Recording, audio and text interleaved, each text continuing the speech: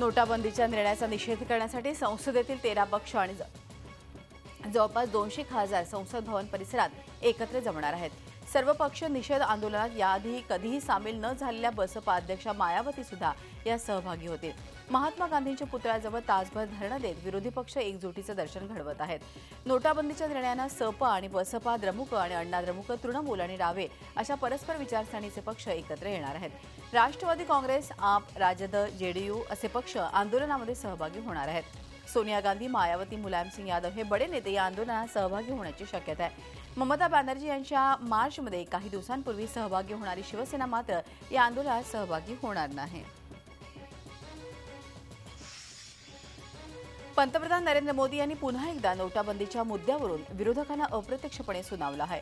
काळा पैसा आणि भ्रष्टाचाराचं आपल्याकडे काही जणांकडून समर्थन होत आहे, मात्र हे दुर्दैवी असल्याचं मोदी म्हणाले। भाजप नेते केदारनाथ सहानी यांच्या जीवनावर आधारित पुस्तकांचं मोदींनी प्रकाशन केलं। देशात भ्रष्टाचाराचं समर्थन करणारा छोटासा वर्ग आहे, मात्र भ्रष्टाचाराच्या समर्थनार्थ भाषण करणं, त्याचं समर्थन करणं हे देशाचं दुर्दैव आहे असं मत मोदींनी व्यक्त केलं। नैतिक मूल्यांचं पतन हे देशासाठी घातक असल्याचंही मोदी म्हणाले।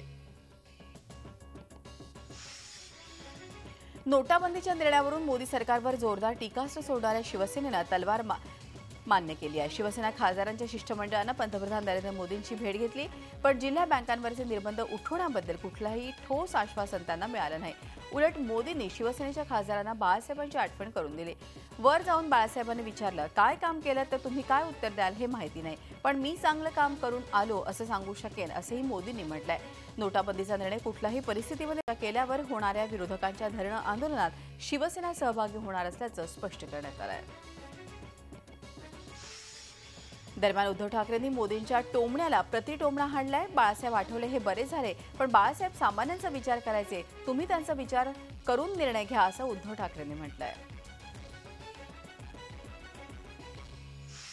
लोकसभा आणि राज्यसभेत नोटाबंदीच्या मुद्द्यावरून विरोधकांनी पुन्हा एकदा गोंधळ घातला। मोदींनी राज्यसभेत येऊन विरोधकांना उत्तर द्यावं या मागणीसाठी राज्यसभेत सलग 5व्या दिवशी गोंधळ झाला। तर चर्चेनंतर मतदान घेण्याच्या मागणीसाठी लोकसभेत गोंधळ बघायला मिळाला। दोन्ही सभागृहाचं कामकाज दिवसभरासाठी तहकूब करण्यात आल्यानं गेल्या 5 दिवसात जनहिताच्या एकाही मुद्द्यावर चर्चा झालेली नाही। संसदेचं कामकाज चालत नसल्याबद्दल अत्यंत दुःख होत आहे, अशी प्रतिक्रिया लोकसभेच्या अध्यक्षा सुमित्रा महाजन यांनी व्यक्त केली आहे। काळ्या पैशांचा स्वर्ग असलेल्या स्विस बँकेच्या खात्यांची संपूर्ण माहिती भारताला मिळणार आहे। या संदर्भात भारत सरकारनं स्वित्झर्लंडसोबत महत्त्वपूर्ण करार केलाय। या करारानुसार स्वित्झर्लंड सरकार 2018 नंतर स्विस बँकांमधल्या भारतीयांच्या खात्यांची माहिती पुरवणार आहे। 2019 पासून या कराराची अंमलबजावणी करण्यात येणार आहे। ऑनलाईन रेल्वे आरक्षण करणाऱ्यांना सरकारनं स्पेशल ऑफर दिली आहे। येत्या 31 डिसेंबरपर्यंत ऑनलाईन बुकिंग करणाऱ्यांवर लावण्यात येणारा सर्व्हिस चार्ज रद्द करण्यात आलाय। त्यामुळे आरक्षणाच्या खिडकीवर होणारा रोखीच्या भरण्याला काही प्रमाणात आळा बसेल असा सरकारचा कयास आहे। दरम्यान हा सर्व्हिस टॅक्स नसून सर्व्हिस चार्जेस आहेत, त्यामुळे कराच्या उत्पन्नातही फारशी घट होणार नाहीये। बिग बाजार या रिटेल आउटलेटमधून नागरिकांना कार्ड स्वाईप करून 2000 रुपये काढता येणार आहे। नोटाबंदीमुळे बँकांवर सध्या कमालीचा ताण पडतोय, त्यामुळे याआधी काही पेट्रोल पंपांवर कार्ड स्वाईप करून पैसे काढता येण्याची सुविधा उपलब्ध करून देण्यात आली होती। त्यात आता बिग बाजारचीही भर पडली आहे। बिग बाजारमध्येही कार्ड स्वाईप करून तुम्ही पैसे काढू शकता। पंतप्रधान नरेंद्र मोदी आता नोटबंदीबाबत जनतेची मतं जाणून घेणार आहेत। नमो ॲपच्या माध्यमातून सामान्य नागरिकांना 10 प्रश्नांवर आपला अभिप्राय द्यावा लागणार आहे। या माध्यमातून आता मोदी सरकारनं परीक्षण सुरू केलं आहे। ओडिशातील मलकानगिरी जिल्ह्यातील 222 माओवाद्यांनी पोलिसांसमोर आत्मसमर्पण केलं। त्यात 72 महिलांचाही समावेश आहे। या आत्मसमर्पित माओवाद्यांचं पुनर्वसन करण्यात येईल असं पोलिसांनी सांगितलंय। सरकार देखील गेल्या काही दिवसांपासून या माओवाद्यांना मुख्य प्रवाहात आणण्यासाठी प्रयत्न करत होतं। 222 माओवाद्यांनी आत्मसमर्पण केल्यानंतर सरकारच्या प्रयत्नांना यश आलंय। केंद्र सरकारनं 500 आणि हजारांच्या नोटाबंदी केल्यानंतर त्यांचा थेट फटका माओवाद्यांच्या नेटवर्कला बसला होता। पाकिस्तानकडून झालेल्या गोळीबारात भारताचे 3 जवान शहीद झाले आहेत। जम्मू काश्मीरच्या मच्छिल सेक्टरमध्ये पाकिस्तानकडून जोरदार गोळीबार करण्यात आला। या गोळीबारादरम्यान दहशतवाद्यांनी घुसखोरी करण्याचा प्रयत्न केला, मात्र भारतीय जवानांनी हा घुसखोरीचा डाव हाणून पाडला। सर्वात संतापजनक म्हणजे यातल्या एका जवानाच्या मृतदेहाची विटंबना करण्यात आली आहे। या भ्याड कृत्याला योग्य वेळी जोरदार उत्तर दिलं जाईल अशी तीव्र प्रतिक्रिया भारतीय लष्करानं व्यक्त केली आहे। तर दुसरीकडे जम्मू काश्मीरच्या बंदीपुरामध्ये लष्कर आणि पोलिसांनी 2 अतिरेक्यांना कंठस्नान घातलंय. या अतिरेक्यांकडे 2000 रुपयांच्या नोटाही हस्तगत करण्यात आल्या आहेत. याखेरीज त्यांच्याकडे मोठ्या प्रमाणात शस्त्रसाठाही सापडलाय. या भागात अतिरेकी दडून बसल्याची माहिती मिळाली होती. त्यानंतर जवानांनी या भागाला वेढा देत अतिरेक्यांना बाहेर येण्यास बाहेर पडलं. त्यानंतर अतिरेक्यांनी जवानांच्या दिशेनं गोळीबार सुरू केला. जवानांनी दिलेल्या प्रत्युत्तरात दोन्ही अतिरेकी ठार झाले. कानपूरमध्ये रविवारी पहाटे झालेल्या अपघाताप्रकरणी झाशी विभागाचे डीआरएम संतोष अग्रवाल यांची बदली करण्यात आली आहे. तर 5 अभियंत्यांना निलंबित करण्यात आल्याचं रेल्वेचे प्रवक्ता अनिल सक्सेना यांनी सांगितलं आहे. या अपघाताची रेल्वेनं सखोल चौकशी सुरू केली आहे. याचाच एक भाग म्हणून ही कारवाई करण्यात आली आहे. दरम्यान अपघातात मृत्युमुखी पडलेल्यांची संख्या 150 वर गेली आहे. तब्बल 4 दशकं रसिकांच्या मनावर अधिराज्य गाजवणारे प्रख्यात शास्त्रीय गायक एम बालमुरलीकृष्णन यांचं निधन झालंय. चेन्नईमधल्या आपल्या राहत्या घरी वयाच्या 86व्या वर्षी त्यांनी अखेरचा श्वास घेतला. कर्नाटकी संगीतामधला पितामह म्हणून त्यांची ओळख होती.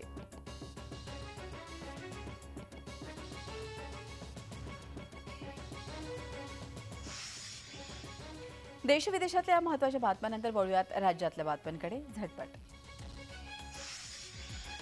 भारतीय रिझर्व्ह बँकेनं नोटाबंदीच्या निर्णयानंतर थांबवलेल्या रब्बी पेरण्यांमुळे अडचणीत आलेल्या शेतकऱ्यांना दिलासादायक निर्णय मिळालेला आहे. ग्रामीण बँकांमधून शेतकऱ्यांना पैसे देताना बियाणं आणि खत खरेदी करण्यासाठी पुरेसे पैसे उपलब्ध व्हावेत यासाठी प्रयत्न करण्याचे रिझर्व्ह बँकेनं सर्व बँकांना आदेश दिले आहेत.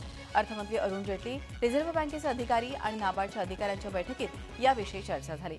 त्यानंतर रिझर्व्ह बँकेनं ग्रामीण बँका आणि जिल्हा सहकारी बँकांमध्ये शेतकऱ्यांसाठी पुरेशी रोकड उपलब्ध करून देण्याचे निर्देश सर्व व्यापारी आणि राष्ट्रीयकृत बँकांना दिले आहेत. देशभरातल्या जिल्हा सहकारी बँकांमधून रब्बी हंगामासाठी 35,000 कोटी रुपयांची निकड भासणार आहे.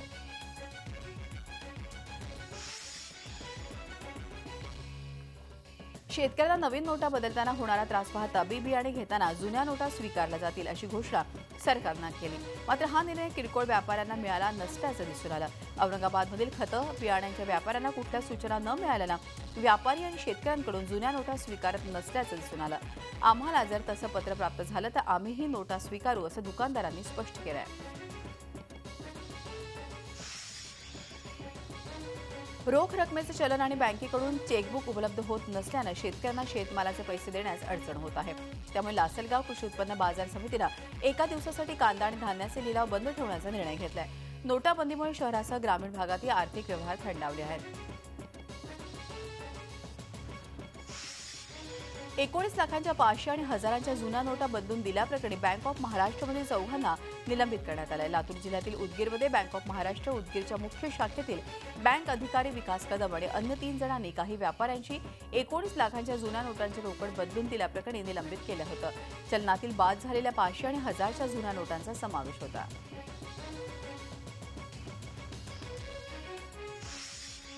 मुंबईत रात्रीच्या वेळी एटीएममध्ये पैसे भरण्यासाठी आलेल्या व्हॅनला लुटल्याचा प्रयत्न झाला आहे.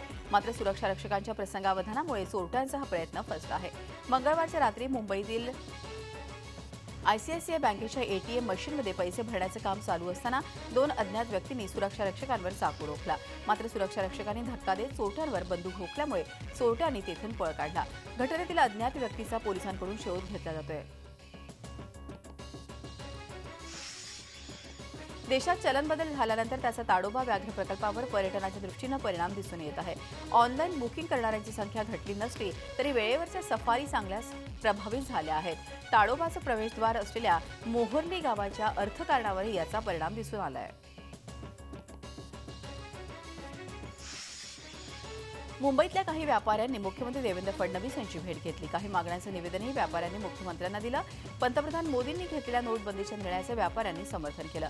इन्कम टॅक्सचा स्लॅब कमी करावा, जीएसटी येईपर्यंत व्हॅट स्लॅब कमी करावा, चलन तुटवडा दूर करावा याकरता व्यापाऱ्यांसाठी बँकांमध्ये स्वतंत्र रांग ठेवावी अशा व्यापाऱ्यांच्या मागण्या होत्या.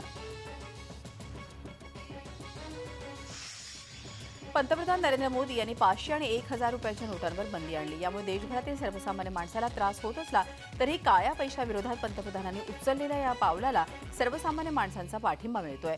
संगमेश्वर तालुक्यातील देवरुख इथे मोदी यांना पाठिंबा जाहीर स्वरूपात दाखवण्यासाठी देवरुख शहरात एका रॅलीचं आयोजन करण्यात आलं होतं. भाजपला निवडणुकीत काळा पैसा साठवता यावा यासाठीच 2000ची नोट छापण्यात आल्याचा आरोप माजी मुख्यमंत्री पृथ्वीराज चव्हाण यांनी केला आहे. 2000ची नोट रद्द करून 200ची नोट सुरू करण्याची मागणी झी 24 तासवरील खाल मुलाखतीत त्यांनी दिली.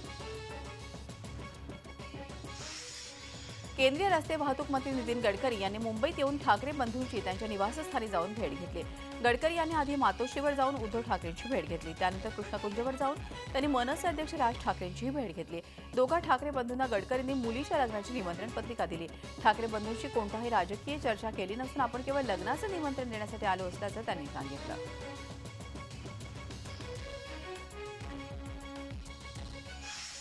विधान परिषदेच्या निवडणुकीत राष्ट्रवादीला मोठा धक्का बसलाय. गेल्या वेळी 4 जागा मिळवणाऱ्या राष्ट्रवादीला 3 जागा गमावल्या. या 3 जागा भाजप, काँग्रेस आणि शिवसेनेनं राष्ट्रवादीकडून हिसकावून घेतल्या आहेत. सातारा, सांगली, यवतमाळ आणि भंडारा गोंदिया या 3 जागांवर राष्ट्रवादीचा पराभव झालाय. गेल्या वेळी शिवसेनेला एकही जागा नव्हती. यावेळी मात्र यवतमाळची जागा राष्ट्रवादीकडून हिरावून घेण्यात सेनेला यश आलंय. भाजपनं भंडारा गोंदियाच्या राष्ट्रवादीच्या जागेवर कब्जा केलाय. तर सातारा, सांगली सर्वपक्षीय सांगली पॅटर्नमुळे काँग्रेसच्या मोहनराव कदम विजयी झालेत. जळगाव विधान परिषदेच्या निवडणुकीत अखेर भाजपनं आपलं वर्चस्व कायम राखलंय. जलसंपदा मंत्री गिरीश महाजन यांचे समर्थक असलेले चंदूलाल पटेल हे विजयी झाले.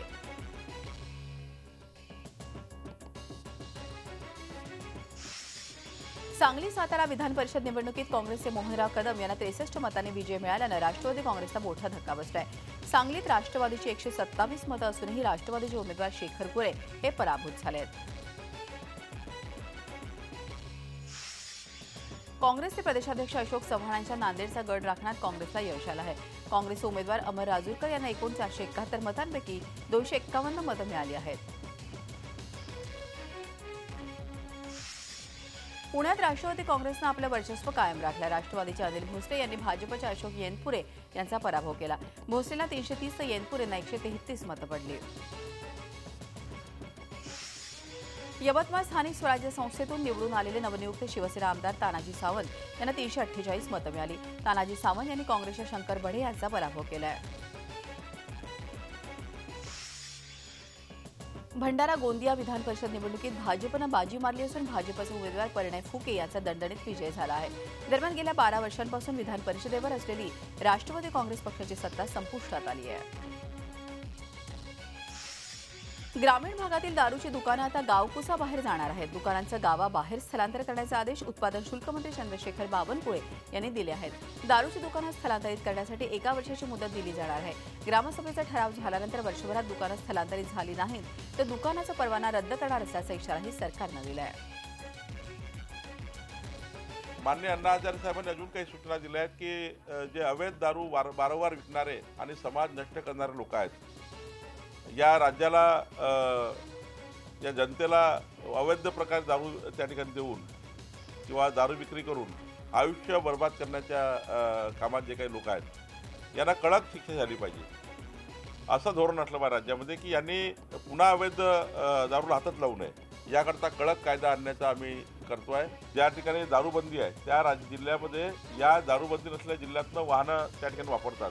तर स्पेसिफिक वाहन या कामाकरता घेतलं आहे अवैध दारू बाळगण्याकरता, आणि ते आता आम्ही सुरू केला आहे. एखाद वेळी सरकार जमा करता येईल का याचा कायदेशीर अभ्यास आम्ही करतो आहे. अब की बार पाकिटमार सरकार, जनता बेहाल अशी घणाघाती टीका आमदार प्रणिती शिंदे यांनी केली आहे. त्या संगमनेरमध्ये बाळासाहेब थोरात यांच्या भगिनी नगराध्यक्षपदाच्या उमेदवार आहेत. त्यांच्या प्रचारासाठी त्या उपस्थित होत्या. त्यावेळी त्यांनी देशात 3% लोकांसाठी 97% जनतेला वेठीस धरण्याचं काम मोदी सरकार करत असून नोटाबंदीमुळे सगळ्यांची वाट लागल्याची टीका प्रणिती शिंदेंनी आपल्या भाषणात केली आहे. राज्यातील मंत्र्यांच्या डोक्यात सत्तेचा माज गेल्याची टीका करत या निवडणुकांच्या निमित्तानं सरकारला जनताच लोकशाही मार्गाने धडा शिकवेल असं प्रणिती शिंदे यांनी म्हटलंय. शिवसेनेमुळेच राज्यात भाजप सत्तेत आहे असा टोला लगावत सहकार राज्यमंत्री गुलाबराव पाटील यांनी भाजपकडून घेतल्या जाणाऱ्या कामांच्या श्रेयावर निशाणा साधला आहे. जळगाव जिल्ह्यातील एरंडोल नगरपालिकेच्या निवडणूक प्रचार सभेत गुलाबराव पाटलांनी भाजपला टीकेचे लक्ष्य करून जोरदार फटकेबाजी केली. सिंहगड पोलीस ठाण्याच्या हद्दीत फ्लॅट भाड्यानं घेऊन अंमली पदार्थांची विक्री करणाऱ्या व्यक्तीला अटक करण्यात आली आहे. त्याच्याकडून पोलिसांनी तब्बल 53 लाख रुपयांचे हेरॉईन जप्त केलं आहे. आंतरराष्ट्रीय बाजारात याची किंमत 1.5 कोटी रुपये इतकी आहे. हा आरोपी गेल्या 6 महिन्यांपासून या पदार्थांची विक्री करत असल्याचं समोर आलं आहे. विशाल पटेल असे अटक करण्यात आलेल्या आरोपीचं नाव असून तो गुजरातचा रहिवासी आहे. त्याच्यावरती सिंहगड पोलीस ठाण्यात गुन्हा दाखल करण्यात आला. आरोपीचा एक साथीदारही फरार आहे. लातूर शहरातील औसा रोडवर असलेल्या विश्वमित्र हॉटेलच्या वरच्या मजल्यावर मंगळवारी संध्याकाळच्या सुमारास अचानक आग लागली. मोबाईल टॉवरजवळ शॉर्ट सर्किटमुळे आग लागल्याचा प्राथमिक अंदाज व्यक्त करण्यात येतोय. या आगीमध्ये विविध मोबाईल कंपनीचे 3 ते 4 मोबाईल टॉवर जळून खाक झालेत. याशिवाय हॉटेलची लिफ्टही पूर्णपणे जळून गेली आहे. अग्निशमन विभागाच्या 3 बंबांद्वारे ही आग विझवण्यात यश आलं आहे. 1000 आणि 500च्या नोटबंदीच्या निर्णयाविरुद्ध मालेगावमध्ये काँग्रेस आमदार आसिफ शेख यांनी शेळ्या बकऱ्यांसह रास्ता रोको आंदोलन करण्याचा प्रयत्न केला. आंदोलन करण्यासाठी जात असताना पोलिसांनी कार्यकर्त्यांसह आमदार आसिफ शेख यांना अटक केली. शेख यांनी जामीन नाकारल्यानं त्यांना 7 दिवसांची न्यायालयीन कोठडी सुनावण्यात आली आहे. नोटाबंदीच्या निर्णयाविरोधात ठाण्यातही महिला काँग्रेसच्या वतीनं निदर्शनं करण्यात आली. पोलिसांची परवानगी न घेताच आंदोलन केल्यामुळे काँग्रेस पदाधिकारी आणि पोलिसांमध्ये बाचाबाची झाली. हे आंदोलन केल्याप्रकरणी ठाणे नगर पोलिसांनी दारात 10 ते 12 महिला कार्यकर्त्यांना ताब्यात घेतलं आहे. त्यावेळी भाजप सरकारविरोधात आंदोलकांनी जोरदार घोषणाबाजी केली.